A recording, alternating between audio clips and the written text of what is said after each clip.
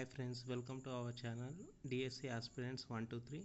మనకి 18th June 2026 paper 2 అనేది జరిగింది. షిఫ్ట్ సెకండ్లో వచ్చిన మ్యాథ్స్ అండ్ సైన్స్ క్వశ్చన్స్ అనేటివి ఈరోజు చూద్దాము. మనకు సైకాలజీ అనేది డైరెక్ట్ క్వశ్చన్స్ అనేటివి ఎక్కువగా వచ్చాయి. తెలుగు అనేది ఈజీగా వచ్చిందని చెప్తున్నారు ఫ్రెండ్స్. సైన్స్ అనేది కొద్దిగా హార్డ్ లెవెల్లో వచ్చిందని చెప్పారు. ఇక్కడ మనం వచ్చే క్వశ్చన్స్ అనేటివి మనకి రొంపి అనే పదానికి అర్థం అని తెలుగులో అడిగాడని చెప్తున్నారు ఫ్రెండ్స్. రొంపి అనే పదానికి అర్థం వచ్చేసి బురద అని అర్థం. పద్యం అనేది వచ్చింది, అది పద్యం మరియు గద్యం రెండు వచ్చాయి, అవి ఈజీగానే ఉన్నాయని చెప్తున్నారు ఫ్రెండ్స్. తర్వాత పితరాజీతం అనే పదం ఇచ్చేసి అది ఏ సంధి అని అడిగాడండి, ఇది యనాదేశ సంధి. తర్వాత 6వ తరగతి పాఠ్యపుస్తకంపై కవర్ పేజీ మీద ఏ పాట ఏమని ఉంటుంది అని ఇచ్చారు ఫ్రెండ్స్. ఇది వచ్చేసి నవవసంతం 1 అని ఉంటుంది. మనం ఫస్ట్ నుంచి 5th వరకు చూసుకున్నట్లయితే జాబిలి అనేది ఉంటుంది. 9th నుంచి 10th పాఠ్యపుస్తకాల మీద సింగిడి అని ఉంటుంది ఫ్రెండ్స్. ఇలాంటివి చూసుకోండి. తర్వాత 6వ తరగతి పాఠ్యపుస్తకంపై నవవసంతం 1 అని ఉంటుంది. ఊష్మాలు అని వీటిని అంటారని ఇచ్చారు ఫ్రెండ్స్. సాహ అనే వాటిని ఊష్ణాలు అంటారని చెప్పవచ్చు. తర్వాత మత్తేబం అనే పద్యం ఇచ్చారు ఫ్రెండ్స్, అది ఘన విభజన చేయమని చెప్పారు ఇందులో. తర్వాత చిత్తశాతకకర్త అని ఎవరు అని క్వశ్చన్ అనేది వచ్చింది ఫ్రెండ్స్. శ్రీపతి భాస్కర కవి అని చెప్పుకోవచ్చు. తర్వాత కేంద్ర సాహిత్య అకాడమీ నవల ఏ దానికి వచ్చింది అని చెప్పారు ఫ్రెండ్స్. గబ్బిలం నా గొడవ అనేది కేంద్ర సాహిత్య అకాడమీ వచ్చింది. తర్వాత ఉప్పు సత్యాగ్రహం పాల్గొన్న తొలి తెలంగాణ మహిళ ఎవరు అని అడిగారు ఫ్రెండ్స్. సంగీం లక్ష్మీబాయి. తర్వాత అందవేసిన చెయ్యి అనేది ఏంటిది అని క్వశ్చన్ వేశాడు ఫ్రెండ్స్. జాతీయమా సమాసమా విభక్త అని క్వశ్చన్స్ అడిగాడు. ఇది జాతీయం ఫ్రెండ్స్, అంటే చేయి తిరిగింది అన్నట్టు.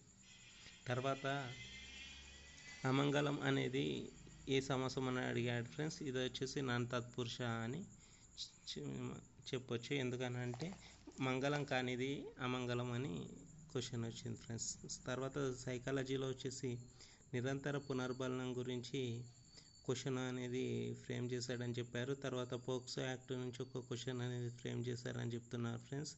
తర్వాత పియాజే నుంచి ఒక క్వశ్చన్ వచ్చిందని చెప్పారు. తర్వాత కోల్బర్గ్ నుంచి కూడా ఒక క్వశ్చన్ వచ్చిందని చెప్పారు. తర్వాత మనకు ఆర్టీఏ యాక్ట్ ఉంటుంది కదా ఫ్రెండ్స్, ఈ ఆర్టీఏ యాక్ట్ నుంచి కూడా ఒక క్వశ్చన్ అనేది ఫ్రేమ్ చేశారని చెప్తున్నారు. తర్వాత ఎన్సిఎఫ్ 2005 నుంచి మనకి క్వశ్చన్స్ అనేటివి అడిగాడని చెప్తున్నారు ఫ్రెండ్స్.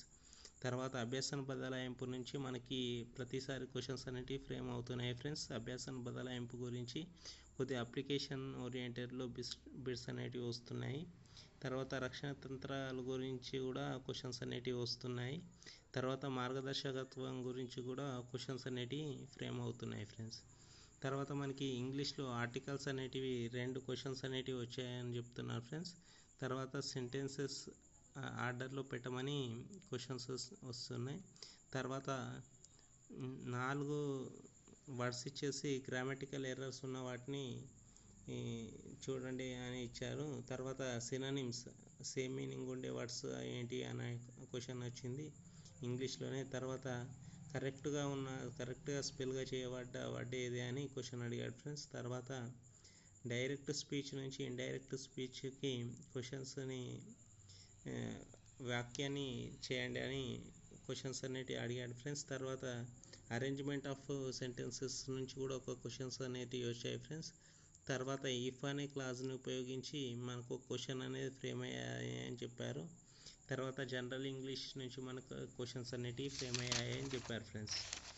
మనకు వచ్చేసి 18th Juneలో మనకి సైన్స్ అనేది కొద్దిగా హార్డ్గా వచ్చిందని చెప్తున్నారు ఫ్రెండ్స్. ఇది వచ్చేసి paper 2 shift to maths and science.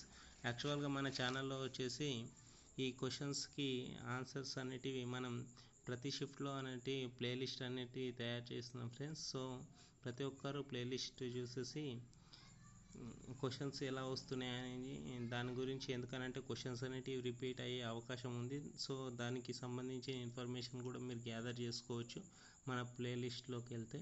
తర్వాత మన ఛానల్ని సబ్స్క్రైబ్ చేయగలరని కూడా కోరుతున్నాను ఫ్రెండ్స్. సో ఇది వచ్చేసి మనకి ఈ క్వశ్చన్స్ అనేటివి ఈ ఫార్మాట్లో అడుగుతున్నారు friends. Thank you for your watching.